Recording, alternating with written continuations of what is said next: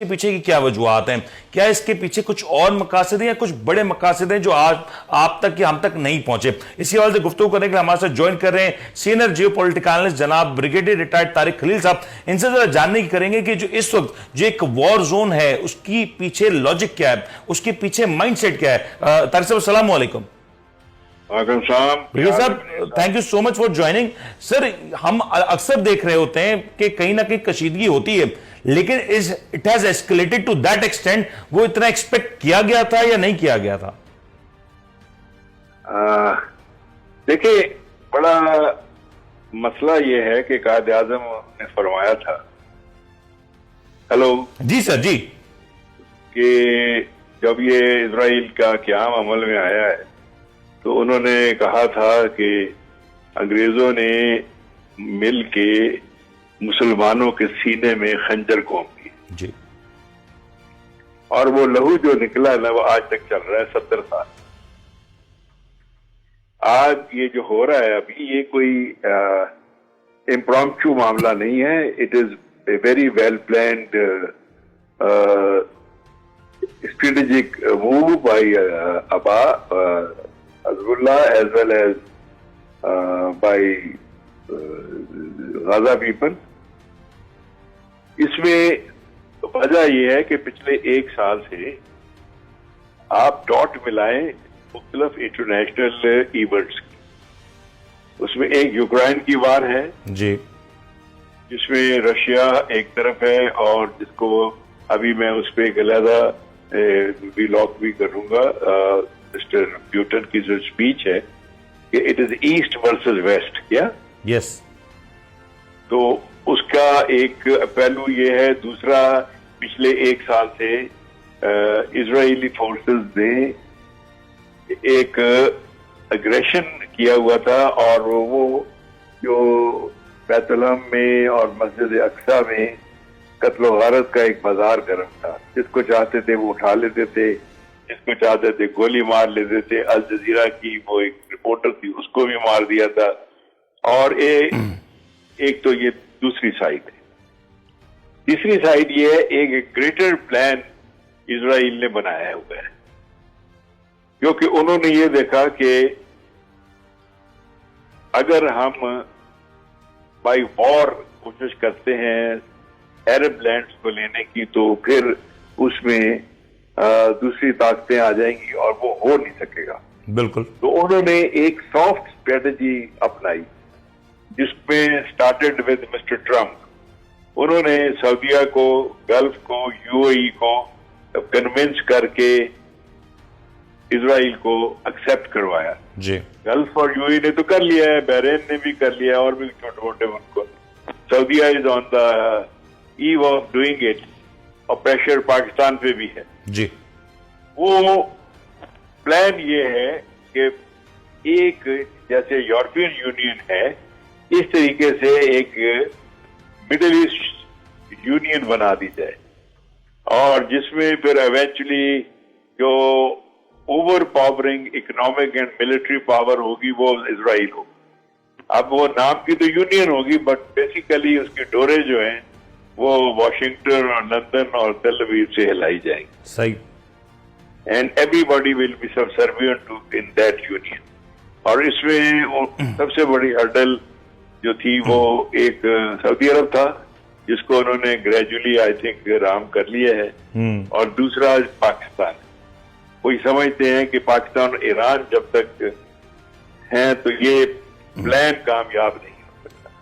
और रशियंस भी इस बात को जानते हैं और चाइनीज भी जानते हैं। अभी चाइनीज की जो स्टेटमेंट आई थी यूनाइटेड सिक्योरिटी काउंसिल से पहले, और अभी जो रशिया का भी आया कि इमीडिएट सीजफायर, दोनों जानते हैं कि ये मेजर प्लान क्या है। आप सारी डॉट्स को मिलाएं तो आपको एक सिनेरियो समझ आ जाए। ये इसी मेजर प्लान का तस्करा करना है, क्योंकि अब माजर में अंदर इन्होंने ये किया है जी, ये जो गजा के जो, मैं तो उनको हुर्रियत पसंद कहूंगा, ये मिलिटेंट कहते हैं, ठीक है ना, और हिफ्जुल्लाह, इन लोगों ने इस प्लान को सैबोटाज कर दिया। इसमें दो बड़ी इंपॉर्टेंट चीजें और भी उभर के आई। एक, in spite of claiming that the Israelis have the best air defense anti-rocket system, they failed. Exactly. दूसरा जो पॉइंट उभर के आया है वो ये है कि penetration into Israeli territory can be done, ठीक है ना। और तीसरा ये आया कि it was a great intelligence failure on the part of Tariq साहब, एक कॉन्स्पिरेसी थ्योरी ये भी है, सॉरी मुझे प्लीज एलैबोरेट कीजिएगा, कि जिस आयरन डोम की बात कर रहे हैं आप, जो डिफेंस सिस्टम है इसराइल का, जिसका हमने देखा कुछ अरसे पहले भी, जो गाजा से जो रॉकेट्स फायर किए गए तो उसको हवा में डिस्ट्रॉय कर दिया गया था। इस बार वो आयरन डोम टेक्नोलॉजी पूरी तौर पे फेल हो गई, किसी भी जगह पे वो कारआमद ना रही। This could be the plan कि ये अटैक्स होने दिए जाए and let the situation go beyond such ways के फिर वहां पे इसराइल अपने टर्म्स को डिक्टेट कर सके और फिर जो अपने वो हीनियस प्लान्स है उसको इंप्लीमेंट कर सके। नहीं, मैं नहीं समझता ऐसा। उसकी वजह यह है कि पहले मैंने देखा भी इस पे, पहले एक दो दफा आपने टेलीविजन पे भी डिस्कशंस हुई हैं।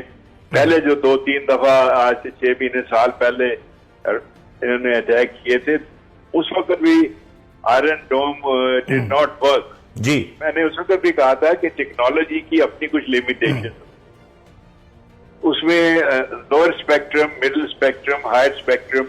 अगर फॉर एग्जांपल मैंने 10 ऐसे मिसाइल सिस्टम लगाए हुए हैं तो वो केटर करेंगे 10 या 20 या 40 सही या 50 रॉकेट को।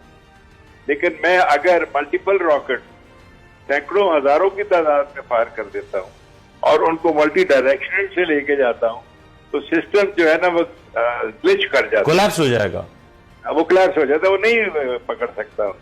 इसी तरह मैंने S-400 में भी कहा था कि S-400 is excellent anti defence weapon, but India ने इसको बड़ी गलतफहमी है, इसको इस्तेमाल नहीं कर सकेंगे क्योंकि द स्पेक्ट्रम ऑफ टाइम जो है between India and Pakistan is hardly a minute and A half, जब अगर फायर हम मिसाइल करेंगे तो उसमें S-400 एक्टिवेट होते और करते करते कैपेसिटी इश्यूज भी हैं। लेकिन ब्रिगेडियर साहब एक चीज और प्लीज को रेक्टिफाई कीजिएगा, हमने देखा कि जब हमास की तरफ से ये सारा अटैक हुआ, इनिशियली जो फुटेजेस आई उसमें पूरी दुनिया ने कहा कि औरतें हैं, बच्चे हैं। इनफैक्ट मैं देख रहा था कि हमारे यहां भी कुछ लोग हैं वो इस तरह की ह्यूमन राइट्स की बातें कर रहे थे, rightly so, and I totally agree to that.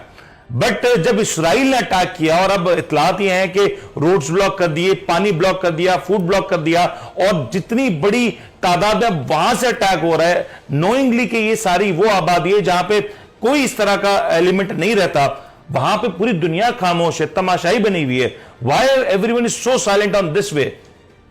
देखिए अनिल साहब, it is a real politics.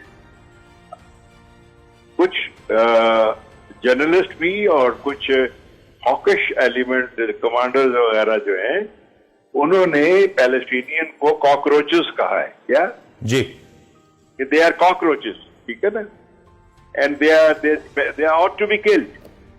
और अगर ये माइंडसेट है, और जहां तक अमेरिकन का या मैं अमेरिकन नहीं कहूंगा, वेस्ट का या दूसरे यूरोपियन यूनियन के जैसे जर्मनी है जो खुद शिकार रहा है ज्यूज के फाइनेंशियल सिस्टम का, और उन्होंने एंटी ज्यू सेकेंड वर्ल्ड वॉर में जो कुछ हुआ मैं उसमें जिक्र नहीं करता, लेकिन वो भी अभी उर्सुला का कल एक बयान आया है कि इजराइल इज वाइब्रेटिंग डेमोक्रेसी और इसके ऊपर अटैक हुआ है, it is attack on us and we are solid. तो उस पर बड़ा विद इन जर्मनी में भी बड़ा क्रिटिसाइज हुआ है और उनके राइट विंग वाले भी क्रिटिसाइज कर रहे हैं कि आप क्या बात कर रही हैं। तो मुसलमानों का खून तो अर्जा है, इसलिए कि हम यूनाइटेड नहीं है जी, ठीक है ना जी। जब तक आप में यूनिटी नहीं आएगी, हम देखिए ह्यूमन राइट की वायलेशन घर से शुरू होती, अगर हम नहीं करेंगे तो दूसरे भी हमसे फायदा उठाते हैं। तारिक साहब राइटली पॉइंटेड आउट, प्लीज अब मुझे ये बताइए जो सऊदी अरेबिया का एक हम देख, आप यू सेड के बिल्कुल सही है कि Saudi Arab was on the verge के इसराइल को एक्सेप्ट कर लेते और फिर वहां से ट्रेड एंड दीगर जो मिलिट्री असिस्टेंस है वो भी एक तरीके से शुरू हो जाती। Now after this incident do you think कि सऊदी अरेबिया के ऊपर यह प्रेशर होगा कि वो इसराइल को एक्सेप्ट ना करें, या शायद वो प्रेशर अब बढ़ चुका है इसराइल को एक्सेप्ट करने के लिए? It can work both ways, और ये अभी देखना है कि ये पहला मरहला जो है ये सीज फायर का है। मेरा अपना ख्याल है कि ये सीज फायर उस वक्त करेंगे इजरायली जब they will inflict considerable damage in Gaza and maybe in the other Palestinian area. और इसके साथ आप देखें आज American, I don't know, it was a aircraft carrier or warship. It has landed near on the sea coast of Tel Aviv, and they are announced that we are fully behind Israel. तो अब ये cease fire आज होती है, 2 दिन बाद होती है। एक तो ये डिटरमाइन करना होगा कि ये किस तरह की सीज फायर होती है, इसके क्या फंडामेंटल प्रिंसिपल्स तय होते हैं, फिर उसके बाद डिप्लोमेसी की बारी आएगी। बट तारिक साहब, जो आप कह रहे हैं अमेरिका जिस अंदाज से इन्वॉल्व हो रहा है, इनफैक्ट मैं इंडिया की तरफ से भी देख रहा था कि उनकी तरफ से भी स्टेटमेंट्स आ रहे हैं, डू यू थिंक कि अगर इस तरह के न्यूक्लियर कंट्रीज फिर इस सब जंग का हिस्सा हो जाएंगे तो आर वी हेडिंग टुवर्ड्स, और is there any sincere alarming situation कि हम एक बड़ी जंग की तरफ बढ़ सकते हैं? क्योंकि अगर इस तरह के प्लेयर्स जब आ जाते हैं तो फिर आपको पता है things can go out of control very quickly. नहीं, मैं नहीं समझता कि it will go out of control. उसकी वजह के हमास की जो कैपेबिलिटी है, उन्होंने जो अपनी ऑफेंसिव कैपेबिलिटी दिखाई है वो वेरी लॉडेबल है, और उन्होंने जो कुछ अचीव किया है, लेकिन उससे beyond to engulf all the countries in war, I think at this point of time, जबकि एक राइट पे आपके यूक्रेन की जंग हो रही है, इधर ये आ जाए तो मेरा नहीं ख्याल, उधर कोसोवो में भी टेंशन है। और जहां तक इंडिया का ताल्लुक है, India is playing A double game. वो पैलेस्टीनियन को भी डिसीव करता है और वो अमेरिकन को भी बिहाइंड द टेबल यस करता है। ठीक है ना? ठीक हो गया। वो शक्कर का जो डिप्लोमेसी है वो यही है। ब्रिगेडियर साहब, thank you so much for your kind point of view. और अब यकीनी तौर पे एक बड़ा टेक्निकल इशू है, क्योंकि ये पूरी दुनिया को एक तरीके से घेरे हुए इसराइल में जो कुछ हो रहा है, और इसराइल की जो कुछ तरफ से किया जा रहा है, जो बर्बरियत है, जो जुल्म है, जिस अंदाज से नियत फ़लस्तीनियों के साथ जो कुछ वहां पे किया जा रहा है, यकीनी तौर पर एक बहुत दर्दनाक मनाजर है।